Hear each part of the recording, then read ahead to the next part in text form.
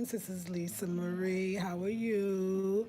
Okay, it's hot. Today is a hot day. I will not even act like it's not.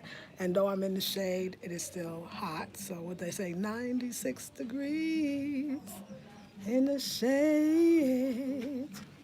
Real hot. Oh, in the shade. It's hot.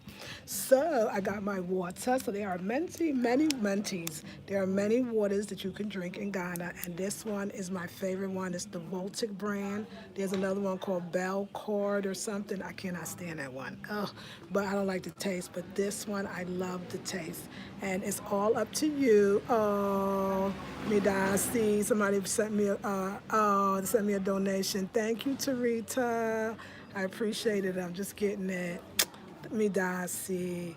So this water right here, if you come to Ghana, you decide, because we were talking to the locals, we were talking to Kojo, it was like, Kojo, which water do you like the best? Because he says everybody has a preference. They'd be like, oh, I like the Baltic, I like the Belcord or something. And then there's another one called Awake.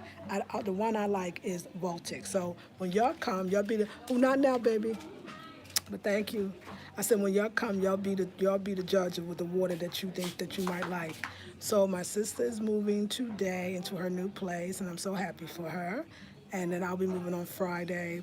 I'm gonna say Friday, because Thursday they will be finished, and then Friday I'll be ready. And y'all, I washed my clothes today by hand. I won't show you my bloomers. Oh, you already saw them. But I will show you my clothes. Well, actually, let me know. I'm kind of lying. Wait. Sister Faustina helped me to wash my clothes by hand. And they are already dry. We put them up this morning, and they are already dry. And I'll be doing that a lot. She really, like I was saying before I had to get eat. I love it. Now let me say something that I know is in Africa. So like I'll be doing a video and it'll be like they make food and it's time to eat. Like they really do expect you to drop everything to eat, and I kind of think that is so cool. They'll be like, it's time to eat. Okay, I'll be there. Hey, it's time to eat. I'll be like, okay, I'll be there. They be like, God damn, it's time to eat. No, they don't. But I love that. I love that eating is very important, and eating with the family is very important. I remember when was busy, doing stuff, and they kept saying, she is not eating. Her food is waiting. Why is she wait? Her food is waiting. Why is she not eating? I just loved it so much. I mean, this food eating thing is serious business. So when they make food for you, sit your arse down and make sure you eat, okay? So if you see me be jumping off, it's because I realize that that's very important. They made the food. They don't want the food to get cold. And it's time to eat. What a beautiful, amazing, wonderful thing. I want to say that I love y'all so much. You'll be like, why do you address these things? But I do feel like it's necessary. Some people in the face of tragedy, they make jokes or they laugh, or some may call it coping mechanism. Some, I would like to believe, if you think of more metaphysically, says that to see the world as you want it to be. That if sad things are happening and everybody is sad, then when is happy things are gonna happen? That no matter what, you gotta stay up. So my joking, I could not stop that if I wanted to. That was the moment. That's how spirit moved through me. So if I make jokes or laugh, particularly when I'm making jokes about my own self and my own way of dealing with what's going on in the world, then you're gonna have to allow me to do that.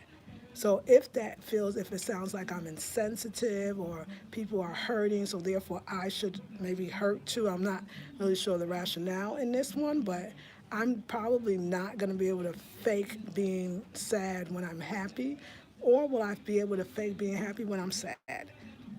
I think we need more love, more laughter, more joy. During this pandemic, a lot of people are watching funny movies, and hopefully, I hope you are watching comedians. I mean, I'm hoping that you are taking your mind off of things, and I like to be a source of that as well.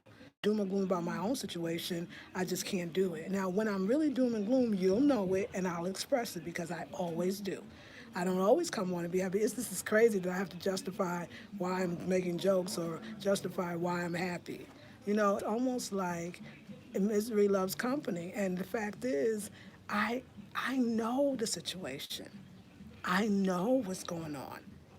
But for me it wouldn't even be my natural way to sit there and tell you about the negative, or we all should be sad together, or if jokes don't move to me naturally, not to express them. It would be weird. it would be a lie. I would be a fraud. I would be not true. So, and I understand if everybody's not laughing at me, okay, I get that. Y'all ain't feeling that laughy mood. That's fine. I don't have a problem with that. Maybe I'm just not that damn funny to you. I mean, it could be any of those things. But I got to be me. And I got to be my positive self. I'm a Leo, y'all. That's what we do. That's what we do. Like we fight. We're sunshine, okay? We're not a whole lot of rain, okay? We're like Africa, although they have their rainy season, and I'm, when that comes, it'll come, and I'll experience it.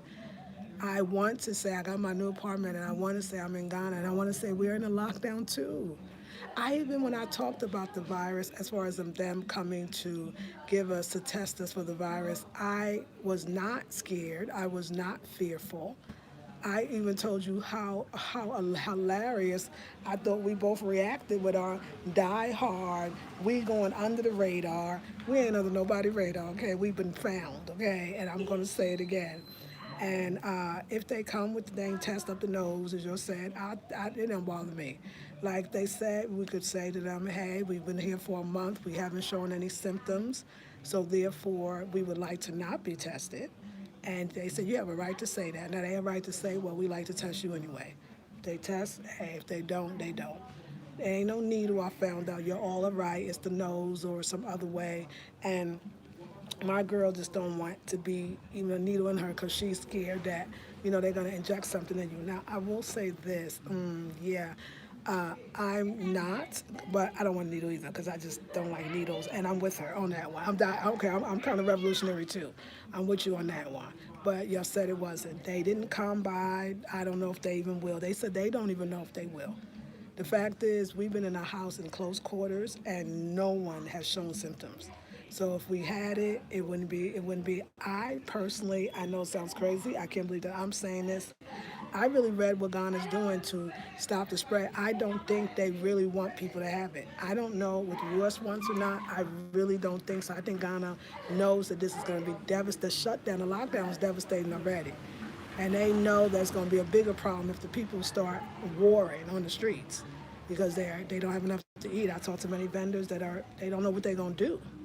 They don't know what they're going to do. So I feel like Ghana really wants to, I think the president wants to win. I think the authorities want to win and look good and be like, look, we don't have a lot. We fought it. I love the fact that they that tight. Listen, I admire stuff like this. Y'all ain't no okey doke. Like, y'all ain't no, Cracker Jacks. I don't even know what that really means, but you know what I'm saying? They ain't no like pretend, authorities. These are intelligent people. They are going to places that really are villages, and they are getting the people that have it because what they want to do is open up the country again. And I think that the way that they're going, because listen, I got some criticism on Ghana, but in this way, I think the way they're going about it is dope. Like I'm not mad at all because I know that everybody that had it here, their death rate is five out of a whole country. I don't know if they've went up by now. That's pretty dope. You can't be mad at that. You gotta know, and they're doing it without vaccinating, without any of that. They're boosting immune systems. I feel like I'm gonna say it again. I feel like for me, I think that as African Americans coming from the diaspora, we probably have been deficient in some things, no matter how much spirulina and sea moss we've taken. And I think what we've been deficient in is the sun. Not because we don't get sun. We know Florida is sunny and other places, but a lot of us still run away from the sun. And I think that I feel like me personally, like I could speak, I would say that helps me. It's helping me tremendously. And even now, like this is hot. Like I'm going. I don't know if I'm sweating. I probably am sweating. But do you need me? No, no. Abby's not around. I know for me that sun is hell. Oh my God! Like I feel like this is not no expert opinion. This is nothing like that. I feel like I could feel myself getting like maybe because sleeping under the fan, maybe like a little sore throat. I could feel myself whatever sometimes, and I will sit out here and it goes away. There's something to be said for the sun, and that's probably what keeps me so jovial. The fact is, I'm trying to explain something about my experience, trying to explain something about my community. You know what? I saw her go with Joe. Okay, You, she's here. yeah, you see her. Okay, yeah. I I've seen myself. And I think it's so hard to probably explain that the joy is a real place. The laughter is from a real place. That's what I said. It's kind of unfortunate in a lot of ways, not just the obvious reasons of why the virus is so destructive. It's destructive to the goodness that's going on in the world that never really gets reported. I notice on Facebook that every time somebody puts how many people actually recovering, the thousands that have recovered, nobody gives those a thumbs up. But if people put the death rates and more is coming and who has the most, that gets all the attention. So I'm gonna still be a beacon of positivity and a beacon of light. I can't go down there with y'all. You know, we and I just want you to stay up. I mean, you're still alive. I know a lot of people around you are not. You're still alive. Let me tell you, I think for me, if y'all, some of you need to see me sad, I don't know why that would help you, me being sad, but if my daughter was affected, oh my God, have a whole nother person up here. I would be very hard to smile. So I understand when you are dealing with people that actually have passed, I know that is very difficult. So don't probably watch me if you don't want to hear laughter, especially something of a subject that's so close to you, then you probably don't want to watch me.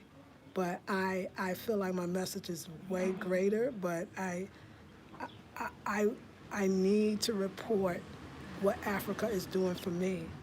I need it, y'all. I need to tell you because there will be a day when the virus is done and the next chapter is beginning. And I want to prepare you for it. Some of you are preparing for deaths, and some of you literally are preparing for deaths that are in your household and your family. And I'm very sorry about that. Very, very sorry. I pray. I don't have anybody that I know. But my daughter was telling me her ears is hurting, but she went to the doctor. They said she doesn't have it. So, and they told her don't come to this damn hospital too. That's all I'm saying. Like, that was my thing. Like, I feel nervous going to the hospital. Like, I don't try to go to the hospital, but if you have to go, of course you have to go. I think most countries are doing the right thing. They're telling you to self quarantine and don't come unless you have to, because they know that you could get over it. I just keep saying, I'll say it again, how many people are dying from the actual disease and how many people are dying from the fear.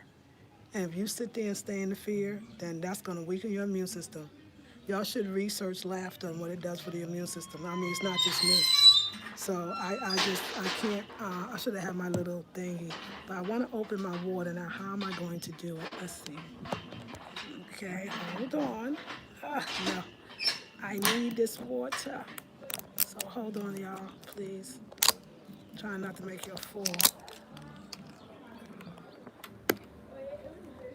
Just please. I think we successfully did it. Because it was ice. That water was ice when I walked out the door, and now it's not. So let's drink it.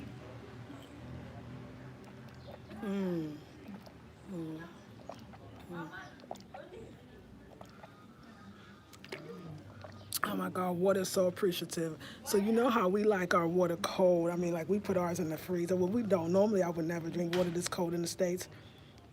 But Africans live such a natural way of life. Like they be like, oh no, they don't like they call it ice. They call it the block, a block. You have a block in your water. You want a block, They don't necessarily need everything. They drink things more room temperature. Like they'll tell you, go to the store. I love this. This is the hilarious. Like I love this part of. You go to the store and they'll go, can I have a bottle of water? I'd be like, yes. And I'd be like, do you want the one in the refrigerator? Basically, they said, you want the cold one or the normal, let's just say. And you'll say the cold. I swear, y'all, this is American standards. It'd be hot as all get out. You'd be like, if this is the cold, what is the regular? You know what I'm saying? Like, what's the normal? You know what I mean? Like, hilarious. So, yeah, we kind of like a little. I know people's like, drink warm water because of the virus. And I hear you, but I can't do it. No.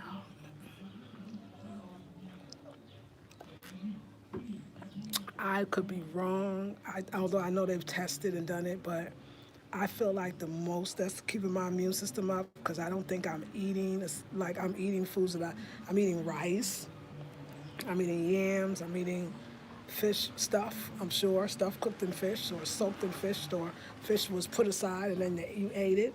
And I feel like my immune system has still been up. And I think that is because of the joy and happiness that I'm feeling of being here.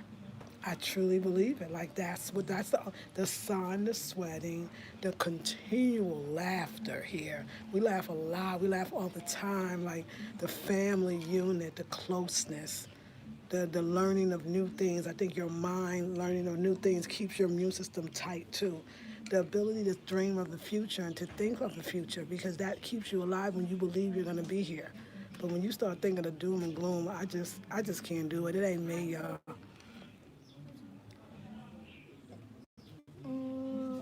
Diana?